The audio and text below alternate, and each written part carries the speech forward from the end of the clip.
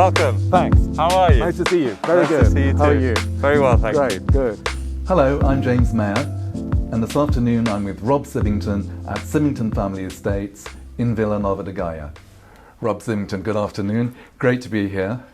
Your responsibility at Symington's is sustainability. One could almost say, in fact, your passion. Last year, Symington's became a B Corporation. What does this involve exactly? Hi, James. Well, welcome and lovely to be here with you. Thanks so much.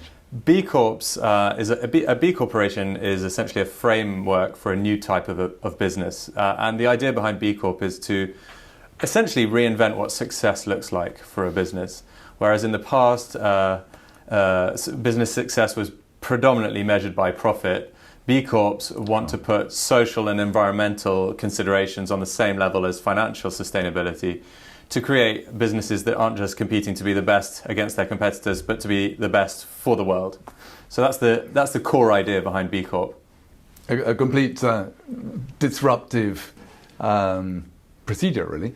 It is quite disruptive because in the past it was considered that if you had a successful business and people had jobs and you paid tax, that was your social responsibility done. And obviously the world has changed. It's 2020 and you now have new generations of people, whether they're leading businesses or the younger generation entering the workforce, and it's become commonly accepted that businesses have a responsibility beyond their shareholders to what is typically described as their stakeholders, Sure. Including community, the environment, and so forth. Yeah. Do you think, Rob, that we're likely to see more B Corps in the wine industry? I hope so. We were the first B Corporation wine company in Portugal last year, 2019. There are about 30 wine companies in the world who are B Corps. I can tell you that off-the-record conversations I've had with my colleagues in other wine companies in Portugal means that I'm pretty sure we won't be the last in this company to take this ambitious step. That's very good to hear that. Can you give an example of a concrete example of a sustainable wine-making action that your company is involved in? Well, we're taking the issue of sustainability extremely seriously across every aspect of our operation, from the vineyard to the bottle on the shelf and the packaging. To give you one or two examples straight off the bat, we in the wine trade, a huge amount of our environmental impact and our carbon emissions is the weight of our bottles. This is very simple. You talk to your bottle suppliers and you either buy lighter models or you ask your existing models to be adjusted to reduce the weight. Sure. In the wine industry, sustainability, of course, is far more than a buzzword. Some wine regions are, in fact, facing the very urgent need to adapt in order to be sustainable. Symington's is involved in the climate research project VISCA. What is this exactly? Well, we have a series of projects on the viticultural front, which, as you say, have to do with adaptation. One is our grape variety libraries, where we're studying different strains, different breeds of grape varieties in Portugal to understand which are best suited to adapt. Mm-hmm. And then VISCA is a little bit more sort of conceptual in that you can't really point at something and look at it because it's a software program.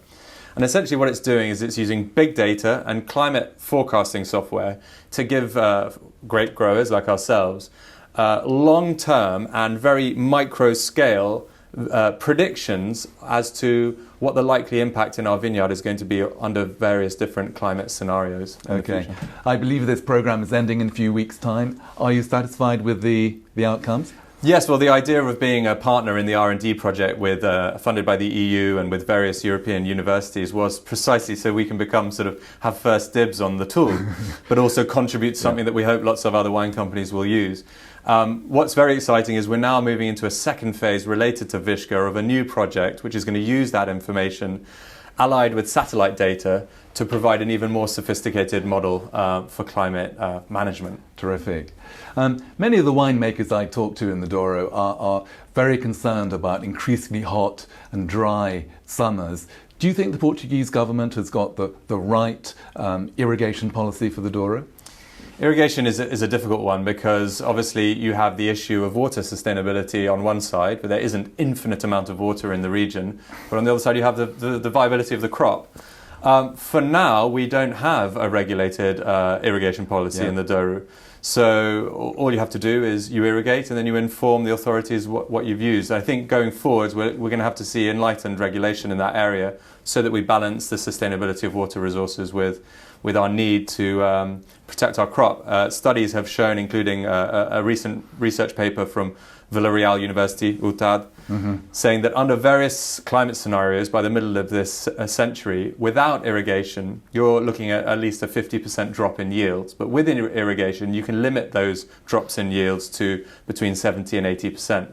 So obviously, if we're looking at the viability of our sector, we are going to have to be irrigating in some form or other. So in fact, scientific knowledge, you're saying, is an increasingly key component. Absolutely, and actually that scientific knowledge point is relevant for the irrigation practice itself. In the past, irrigation could have been seen as just sort of turning the hose on and flooding a vineyard. And these days, well, firstly, we know that too much water isn't good for grape wines. And secondly, we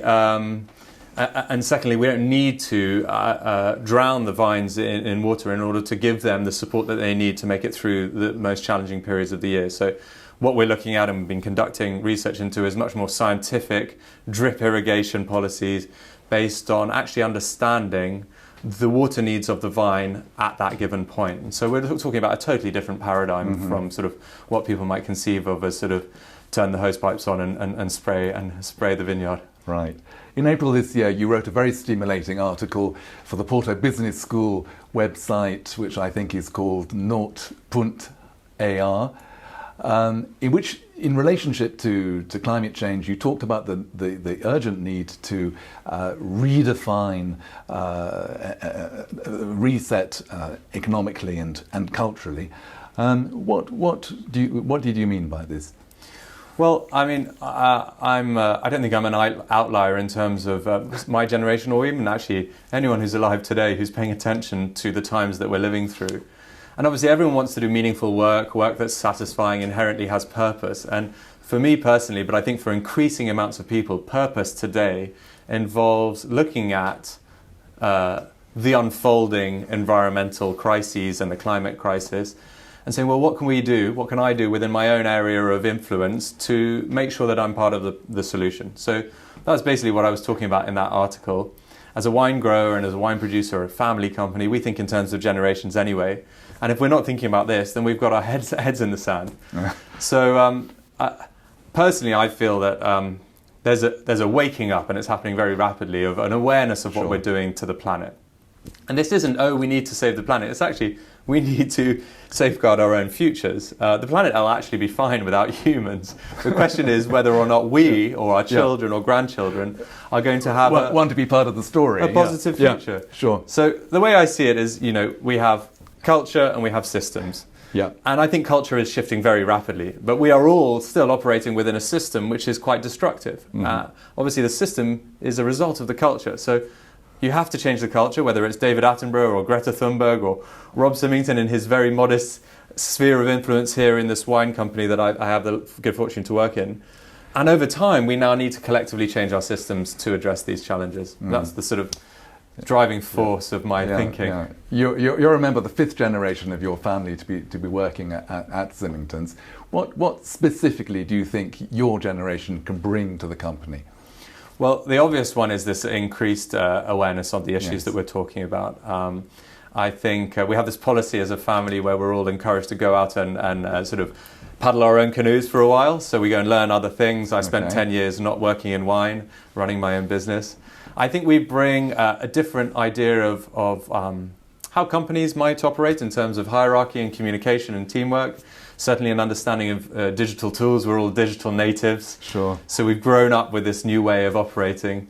So what we're seeing already with my generation and the oldies above me is a really nice balance between experience and some new thinking. And actually, there's a pretty harmonious sort of intersection there where we're seeing some good results. And something in particular that your 10 years rowing your own paddle has brought to your role here? Well, I started as a management consultant and then very swiftly decided I didn't want to be a corporate man and started my own business. And my business was about helping people escape the corporate world as a recruitment in the careers business. And I think one of the things I'm trying to bring here is an entrepreneurial mindset. So we're a very well-established company. We've been around for 5 generations. But that doesn't mean we have to be old-fashioned in our approach.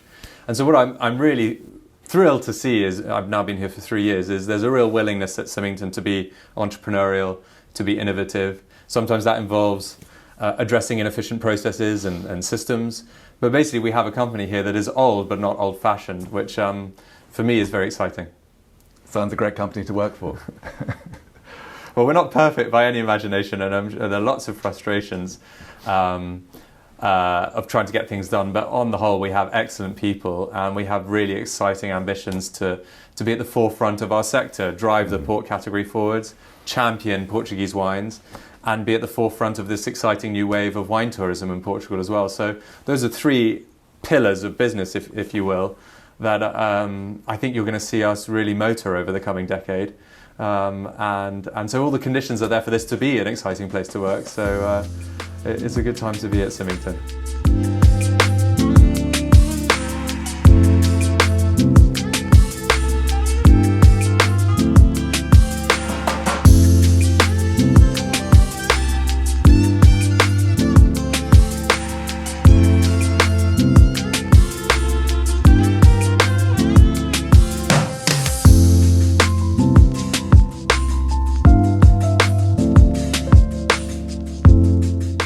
The 2020 harvest in the Douro was a challenging one for obvious reasons. Because of coronavirus, we had to have a series of restrictions in place to safeguard our teams. Sure.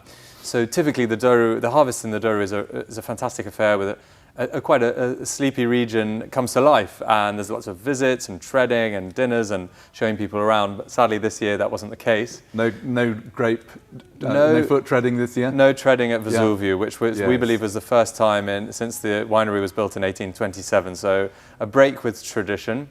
The other reason this year was a challenging one was because we had a very, very hot summer. The hottest summer in record in Portugal, 3.5 degrees hotter than the average. And a worrying sign of climate change conditions to come. Indeed. So a small yield, quite interesting quality, but certainly not a bumper year that we would always hope for. And I'm afraid to say a sign of the changes that are only going in one direction unless globally we get a handle on things. Indeed, there's so much to do in that field. We've all been spending much more time at home this year, of course. During the first lockdown, you launched School of Port. Would you like to talk about that? Yeah, School of Port started as an Instagram account, and the idea is to use social media and the digital channels to educate and engage people around port as a drink, as a category. So we're not on School of Port promoting Graham's, for example. We're there talking about what makes the Douro unique, how port is made, and all the special styles and all the rest of it. So primarily, it was a tool to engage wine trade professionals, but we're also seeing a lot of interest from people who are interested in wine. So this is a new channel for us to engage people with the wonderful world of port wine. Sure, which is evolving as we speak. Do you have a favourite port cocktail? Port cocktail? Well, Yes. I have to say the classic port and tonic, you can't really go far wrong with that, but the twists and the fun you can have with that, much like with gin, is you can experiment with different garnishes. So for example, the Graham's blend number 5 white port as a port and tonic, if you use grapefruit as a garnish, it's absolutely stunning. So you can be creative in and around that classic serve.